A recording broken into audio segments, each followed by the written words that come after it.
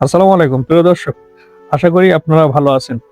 আমি আজ ২ দিন যাবৎ মন মেজাজ বা আনন্দ সহকারে আমি ভিডিওগুলো করছি। কারণ হলো একটাই যে আমি দীর্ঘদিন এই নবম পে স্কেল নিয়ে আলোচনা করে আসছি। আমার ভিডিওতে অনেক আমার শুভাকাঙ্ক্ষী যারা কমেন্ট করেছেন, অনেক কমেন্ট করেছেন যে পে স্কেল হবে না, এটা হবে না, এটা ভিউ বাড়ানোর টেকনিক এটা ও মানে তাদের মতো করে তারা হতাশার জায়গা থেকে এই ক্ষোভগুলো প্রকাশ করত।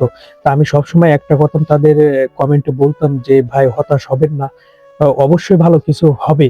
নবম পে স্কেল দেওয়ার জন্যই কিন্তু পে কমিশন গঠন করা হয়েছে এবং পে কমিশন গঠন করা যেহেতু হয়েছে, কিছু না কিছু একটা হবে।"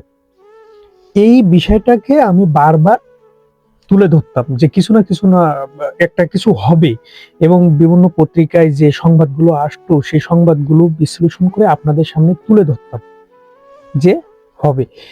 ১ম এ আমাদের গ্রেড সংখ্যা নিয়ে হলো, তারপর বেতন অনুপাত হলো, তারপর সর্বনিম্ন বেতন এবং সর্বোচ্চ বেতন সেটাও আমি আমার আগের ভিডিওতে বলে দিয়েছি। সর্বনিম্ন বেতন ৳১৮,০০০ এবং সর্বোচ্চ বেতন ৳১,২০,০০০ এরকম ধরা হয়েছে। যেখানে আগে সর্বনিম্ন বেতন আমাদের ছিল আ ৳৮,২৫০। সেখান থেকে ১৮,০০০ প্লাস মাইনাস। তো এটা বড় একটা ব্যাপার যে জীবনযাত্রার মান বৃদ্ধি পাবে। কর্মচারীরা তাদের বহুদিনের বৈষম্যের শিকার এটা থেকে তারা মুক্ত হবে। এটা কিন্তু বড় একটা ব্যাপার। আরো একটা ব্যাপার যেটা সেটা হলো এই বেতন কাঠামোটা কবে থেকে কার্যকর হবে? অর্থাৎ কত তারিখ থেকে কার্যকর হবে? বেতন পে স্কেলটা ঘোষণা যেকোনো সময় হতে পারে। যেকোনো সময় ২১ তারিখ পে কমিশন তাদের চূড়ান্ত রিপোর্ট জমা দেবে উপদেষ্টার কাছে, অর্থ উপদেষ্টার কাছে।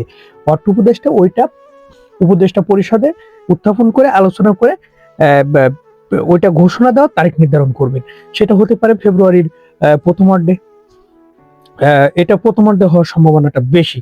কিন্তু যেদিনই ঘোষণা হোক না কেন, পে স্কেলটা কার্যকর হবে ১ জানুয়ারি থেকে ২০২৬।